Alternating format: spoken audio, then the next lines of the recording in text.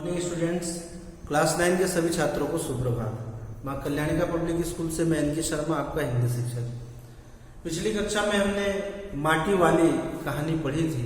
इस कहानी का भावार्थ समझ लेने के बाद, इसकी पूरी स्टोरी को सुन लेने के बाद अब बारी है कि उससे संबंधित कुछ प्रश्नों के उत्तर पर हम चर्चा कर लेते हैं, ताकि इस स्टोरी के कुछ भावार्थ जो आपको भी समझ में आएंगे वो इन प्रश्नों के उत्तर के डिस्कशन के बाद बहुत आसानी से आपको समझ में आ जाएंगे। इस कहानी में माटी वाली के बारे में, उसके कठिन जीवन के बारे में, उसकी गरीबी के बारे में हमने जाना था, और साथ ही साथ विस्थापन की समस्या के तरफ जो हमारा ध्यान आकृष्ट कराया गया था उसको हमने पढ़ा था। इस पाठ में पहला जो प्रश्न है वो ये है कि शहरवासी माटी वाली को ही नहीं उसके कंटर को भी अच्छी तरह से पहचानते थे। ऐसा कौन सा कारण रहा होगा कि माटी वाली को पूरे घर के, पूरे कॉलोनी के लोग अच्छे से जानते थे?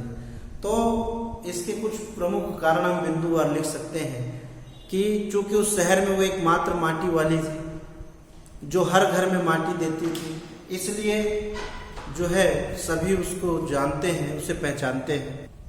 चूंकि वो अकेली माटी वाली उस शहर में थी, इसलिए सभी लोग उसी से माटी लेते थे, हर घर में उसका जाना आना था।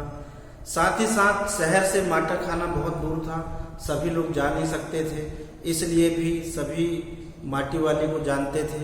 एक और हम इसमें कारण लिख सकते हैं कि माटी वाली बहुत मेहनत करती थी और हर घर में सुबह सुबह माटी की आवश्यकता पड़ती थी चूल्हों को लिपने के लिए, और साथ ही साथ घर की पुताई करने के लिए गोबर के साथ मिला करके। इसलिए माटी की चूंकि बहुत ज़्यादा आवश्यकता थी और माटी को देने वाली केवल एक ही उस पूरे शहर में थी, माटी वाली, इसीलिए लोग अच्छी तरह से उसे जानते थे और पीछे पीठ पर रखे हुए उसे कंटर को भी जान जाते थे कि ये माटी वाली है। दूसरा प्रश्न हमारे लिए था कि माटी वाली के पास अपने अच्छे या बुरे भाग्य को कोसने का या सोचने का कोई भी समय नहीं था। माटी वाली के पास अपने अच्छे या बुरे भाग्य को सोचने का समय नहीं था। ऐसा क्यों कहा गया?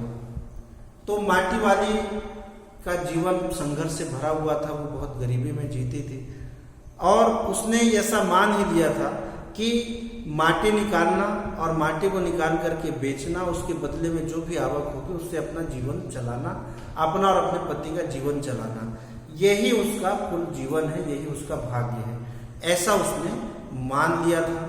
और अपने इस पूरे संघर्ष में, इस पूरे क्रम में, दैनिक दिनचर्या में उसे बिल्कुल भी आराम करने का, विचार करने का समय नहीं मिलता था, क्योंकि बहुत सुबह वो जाग जाती, जागने के बाद शहर से बहुत दूर माटा खाना था, वहाँ वो जाती, करीब करीब 1 से 1.5 घंटे उसे वहाँ जाने में लगता, पैदल जाती, फिर वहाँ से माटी खोदती, अच्छे बारीक सी मिट्टी निकालती, उसे ढोकर अपने कंधे पर वो लेकर आती, कॉलोनी में हर घर में देती, और इस पूरे प्रक्रम में आने जाने के बाद फिर वहाँ से जो मिलता उसे लेकर अपने घर वापस जाती, वहाँ जाकर भोजन बनाती, अपने पति को खिलाती। तो कुल मिलाकर वो इतना व्यस्त रहती थी कि उसका भाग्य अच्छा है या बुरा है, इस तरह की बातों को सोचने के लिए उसके पास समय ही नहीं बचता था। वास्तव में वो इतना व्यस्त रहती थी अपनी दिनचर्या में, और उसने ऐसा मान भी लिया था कि इसी गरीबी में उसे जीना। तो इसका प्रश्न का उत्तर यही हम लिखेंगे। तीसरा प्रश्न है भूख मीठी या भोजन। भूख मीठी या भोजन, इससे क्या अभिप्राय है?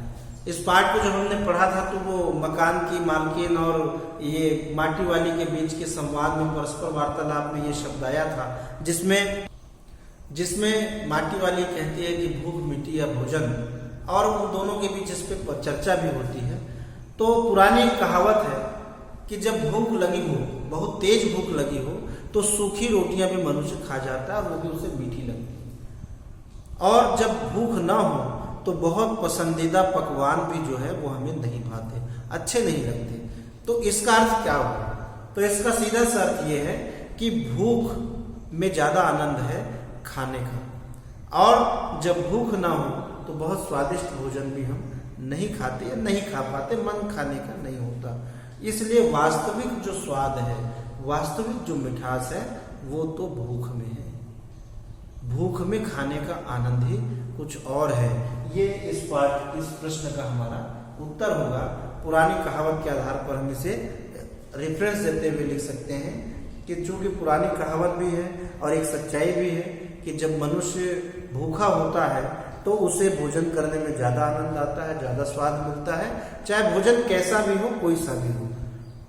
सूखा भी चलता है, बिना पकवान वाला भोजन भी जो है मनुष्य को बहुत अच्छा लगता है, क्योंकि उसे तृप्ति मिलती है। और ये जो तृप्ति, ये जो शांति है, यही वास्तव में भोजन की मिठास है। अगला प्रश्न है, चौथा प्रश्न है कि पुरखों की गाढ़ी कमाई। जब वो पुराने गिलास की बात आती है, चर्चा चलती है, तब उसने कहा कि मकान मालिक कहती है कि पुरखों की गाढ़ी कमाई हो, इस तरह कौड़ियों के भाव बेच देना मुझे तो अच्छा नहीं लगता। और इस कथन के आलोक में, मतलब इस कथन के आधार पर हमें अपने विचार व्यक्त करना है कि जो विरासत होती है उस पर हमारे क्या विचार है, अपनी विरासत के बारे में हम क्या सोचते हैं, कैसा सोचते हैं। तो इस प्रश्न का उत्तर हमें यही लिखना चाहिए कि वास्तव में पुरानी जो चीजें होती हैं वो हमारे लिए एक धरोहर के समान होती हैं, एक थाती होती है जो कि हमारी पुरानी पीढ़ियां न जाने अपने कितने संघर्षों के बाद निर्मित करती हैं, बनाती हैं। और उन थातियों को, उन विरासत को हमें संभालना चाहिए, संवारना चाहिए। वास्तव में वो हमें पुराने समय के बारे में बताती हैं, हमारे पुराने लोगों के संघर्षों के बारे में बताती हैं, ना कि उन्हें यूं ही कौड़ियों के भाव नीलाम कर देना चाहिए। अक्सर हम आजकल देखते हैं कि हमारे घर में पुराने जो गिलास, महंगी धातुओं की जो चीजें होती हैं, उन चीजों को हम सफाई करने के नाम पे या किसी भी कारण से हम यूं ही कौड़ियों के भाव में बेच देते हैं और उससे कम कीमत के हल्के और सस्ते बर्तन ले लेते हैं। तो वास्तव में ये सौदा एक तरह का घाटे का सौदा होता है। एक तो हम अपने पुराने पूर्वजों की यादों को एक तरह से नकार देते हैं, उनको बेच देते हैं, अपने घर से निकाल देते हैं, और दूसरा एक तरह से हम अपनी विरासत का अपमान कर रहे होते हैं अगर ऐसा करते हैं। वहीं कुछ लोग अपनी विरासत को बहुत संभाल कर रखते हैं, उन्हें संजो कर रखते हैं कि उनके पूर्वजों की निशानी है। तो हमें भी ऐसा ही करना चाहिए, अपने पूर्वजों की निशानी मानकर ही सही पुरानी और मूल्यवान चीजों को सहेजना चाहिए, न कि उसे कौड़ियों के भाव बेच देना चाहिए। माटी वाली का रोटियों को इस तरह से गिनना या उसकी गिनती करना उसकी किस मजबूरी को दिखाता है।